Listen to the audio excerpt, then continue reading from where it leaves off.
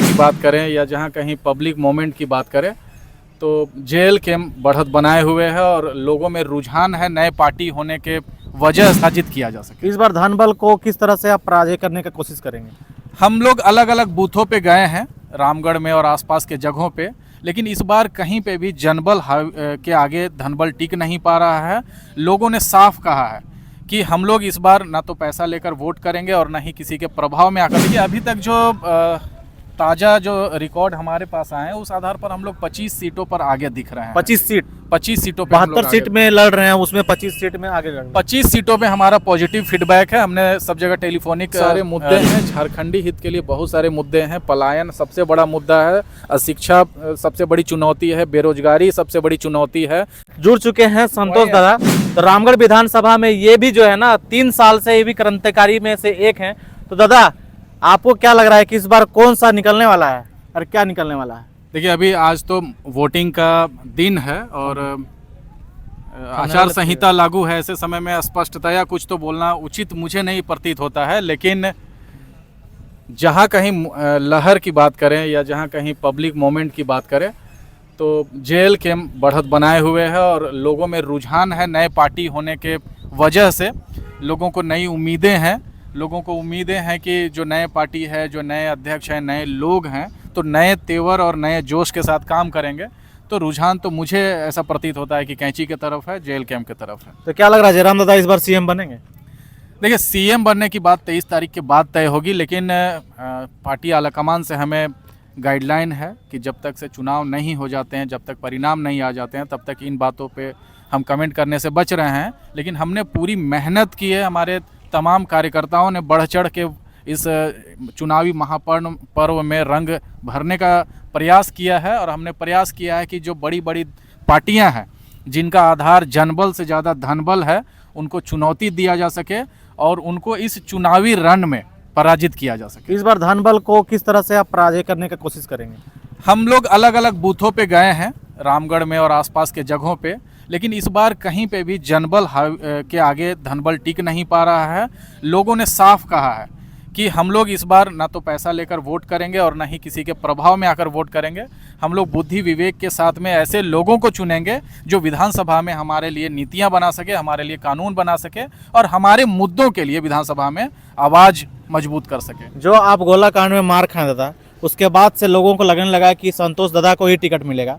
तो क्या ऐसा दिक्कत हुआ कि टिकट आपको ना मिला, पनेश्वर दादा टिकट मिला, ऐसा में कुछ आपत्ति तो नहीं है ना आपको? देखिए मुझे कोई आपत्ति नहीं है, मुझे केंद्रीय नेतृत्व के निर्णय पर पूरा भरोसा है। उन्होंने अगर प्रत्याशी के रूप में पनेश्वर जी का चयन किया हुआ है तो निर्विवाद रूप से कुछ बातें रही होंगी। हाँ, मैं दौड़ में आगे था, लोग मुझे चाह रहे थे। रामगढ़ विधानसभा के कोने कोने में आप जाके पता कर लेंगे, लोगों को अफसोस तो है कि मुझे प्रत्याशी नहीं बनाया गया है, लेकिन केंद्रीय नेतृत्व ने मुझे भविष्य के लिए तैयार रहने को कहा है। कुछ नई चुनौतियाँ हमारे सामने हैं, कुछ नए जिम्मेदारियां हमारे लिए होंगी, तो हमें पार्टी नेतृत्व पर पूरी आस्था है। तो क्या आशा है कि कितना वोट से जीत सकते हैं, कितना सीट ला सकते हैं पूरा झारखंड में, आप अनुमान से बता सकते हैं? देखिए अभी तक जो ताज़ा जो रिकॉर्ड हमारे पास आए हैं उस आधार पर हम लोग 25 सीटों पर आगे दिख रहे हैं। 25 सीटों पे 72 सीट में लड़ रहे हैं, उसमें 25 सीट में आगे लड़ रहे हैं। 25 सीटों पे हमारा पॉजिटिव फीडबैक है। हमने सब जगह टेलीफोनिक रिपोर्ट लिया है। 25 सीटों में हम लोग बढ़त बनाए हुए हैं। अच्छा, तो देख सकते हैं अभी संतोष दादा हमारे साथ जुड़े हुए हैं। तो रामगढ़ विधानसभा, मांडू विधानसभा, गोमिया विधानसभा, क्या ये निकल रहा है? बिल्कुल, गोमिया, मांडू है, बेरमो है, डुमरी है, सिल्ली है, ईचागढ़ है और तमाड़ जैसे 25 सीटों पे हम लोग बढ़त बनाए हुए हैं। लेकिन जब तक से चुनाव परिणाम नहीं आ जाते तब तक तो ईवीएम के खाते पे है। 23 तारीख को स्पष्ट हो जाएगा। तो क्या उम्मीद रख सकते हैं कि 2000 अब नेक्स्ट विधानसभा में आपका चेहरा दिखेगा? निसंदेह हम लोग जिस तरीके से छन कर आगे आए हैं, हम लोग मेहनत कर रहे हैं।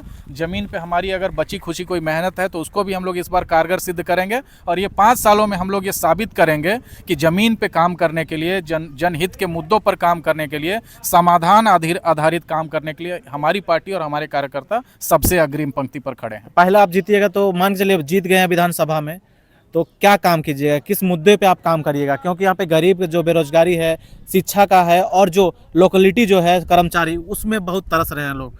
बेरोजगार हो रहे हैं, तो उसके लिए क्या बहुत करिए? बहुत सारे मुद्दे हैं, झारखंडी हित के लिए बहुत सारे मुद्दे हैं। पलायन सबसे बड़ा मुद्दा है, अशिक्षा सबसे बड़ी चुनौती है, बेरोजगारी सबसे बड़ी चुनौती है, यहाँ की स्थानीय नीति सबसे बड़ी चुनौती है, नियोजन नहीं लोगों का हो पा रहा है। तो तमाम तरह की चुनौतियाँ हैं।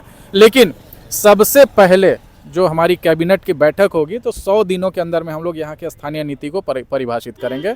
स्थानीय नीति जब परिभाषित हो जाएगी तो उस आधार पर नियोजन और तमाम चीज़ें स्वतः समाधान की ओर बढ़ेंगे। आपको दादा, आपको तो पता होगा कि कोई भी बड़े बड़े चैनल पहले बार नहीं आया था, सब यूट्यूबर लोग का हाथ है। तो क्या लगता है कि यूट्यूबर लोग जेएलकेएम को काफ़ी आगे बढ़ाया है, या कोई बड़ा बड़ा चैनल अभी आ रहा है आपके लिए के साथ में इंटरव्यू लेने के लिए? भाई साहब, जो यूट्यूबर लोग हैं हाँ हाँ, वो लोग स्थानीय हैं। अच्छा, वो स्थानीय लोगों का प्रतिनिधित्व कर रहे हैं। उनको पता है कि हमारे लिए बेहतर दावेदार कौन है, जो जनता है उनका प्रभावी तरीके से नेतृत्व कौन लोग कर रहे हैं। तो जो यूट्यूबर हैं वो भी बेरोजगारी का दंश झेल रहे हैं, वो भी स्थानीय नीति का दंश झेल रहे हैं। सरकार का जो जनता की विरोधी नीतियां हैं उससे जो यूट्यूबर हैं, जो पोर्टल चलाने वाले लोग हैं, वो भी प्रभावित हैं। तो उनको पता है कि उनके हित की बात या युवाओं के हित की बात या झारखंड की हित की बात अगर जेएलकेएम कर रहा है और टाइगर जयराम महतो कर रहे हैं तो उस नाते वो लोग समर्थन कर रहे हैं। झारखंडी होने के नाते समर्थन कर रहे हैं। झारखंड के जिम्मेदार नागरिक होने के नाते वो हमारी पार्टी को समर्थन कुछ लोग आपके जो साथ में काम कर रहे थे, जैसे रिजवान हो गए और काफ़ी क्रांतिकारी है जो साइड हो गए, तो वो किसका क्या निर्देश, लोग क्या जनभावना में कुछ ठेस पहुँचेगा या कुछ दिक्कत होगा? देखिए, सबका कुछ ना कुछ प्रभाव तो होता ही है। रिजवान भाई का भी प्रभाव था और भी साथी जो हमारे साथ जुड़े हुए थे, सबका प्रभाव था ही, रहा ही है और आगे भी रहेगा।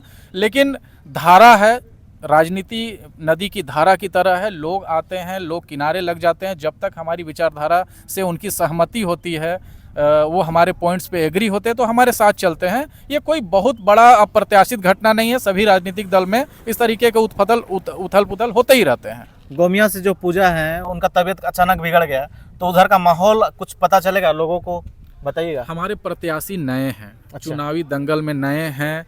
जो दौड़ धूप है, भागम भाग है, जनसंपर्क है, अंतिम गांव तक पहुंचने की चुनौतियां थी। हमारे प्रत्याशियों ने कोशिश किया है कि कोई भी गांव, कोई भी बूथ या कोई भी मोहल्ला जनसंपर्क के आधार पर छूटे नहीं। तो हमारे प्रत्याशियों ने जी तोड़ मेहनत की है। बहुत सारे लोग बोरो में प्रचार करने के लिए अन्य नेताओं के पक्ष में आए थे, लेकिन हमारे पार्टी के प्रत्याशियों ने कोशिश किया कि अंतिम व्यक्ति तक पहुंचकर टाइगर जयराम महतो के विचारधारा को मजबूत किया जाए, उसका प्रचार किया जाए, उसका प्रसार किया जाए। तो नए लोग हैं, चुनावी दंगल में नए नए उतरे हैं, तो भागम भागे में स्वाभाविक से बात है, तबीयत बिगड़ ही जाती है। रामगढ़ विधानसभा में इतना जो भीड़ इकट्ठा करवाएं, कैसे करवाएं? क्या मतलब उम्मीद था कि इतना भीड़ इकट्ठा होगा? देखिए, रामगढ़ विधानसभा के लोग जागरूक हैं। उनको पता है कि हमारा प्रतिनिधित्व किनके हाथों में होना चाहिए, तो स्वाभाविक रूप से भीड़ इकट्ठा होता है। हम लोग उसके लिए किसी तरीके का पैसा कौड़ी दिए थे क्या? बिल्कुल पैसा कौड़ी हमारे पार्टी में है ही नहीं, तो हम लोग देंगे कहाँ से? हम लोग तो संघर्ष कर रहे हैं और इसी बुनियाद पर हमारी राजनीति टिकी हुई है। 70% 75% जयराम दादा बोलते हैं कि आप सैलरी दिया देंगे, पब्लिक के हित में काम करेंगे, तो वो होगा क्या, नहीं होगा? निसंदेह होगा, निसंदेह होगा। किसी तरीके का इसमें कोई दो राय नहीं है। हमारी जो चुनावी घोषणा पत्र है उसमें तमाम बातें हैं, उनको हम लोग पूरा करने का आप वोट दे दिया? बिल्कुल दे दिए हैं। अच्छा, दिखाइए चुनाव निशान। ये देखिए निशान, यहाँ पे दादा का वोट दे दिए हैं। और दादा, आप क्या कहना चाहते हैं यहाँ पे से जो रामगढ़ विधानसभा में इस बार क्या माहौल चल रहा है? देखिए, रामगढ़ विधानसभा जो है, जैसा संतोष भाई ने कहा, रामगढ़ विधानसभा जो है वो बिल्कुल मतलब राजधानी के सटे होने की वजह से राजनीतिक रूप से काफ़ी जागरूक है और लोग यहाँ समझ रहे हैं कि हमारे लिए स्थानीयता कितना जरूरी है। एक स्ट्रॉन्ग कैंडिडेट और एक जागरूक कैंडिडेट जो झारखंड को जगाया है वो विधानसभा तक पहुँचे, ये हर लोग चाह रहे हैं। अभी हम लोग बहुत जगह बूथ में घूमे, हर जगह पे जेएलकेएम का ही लहर है।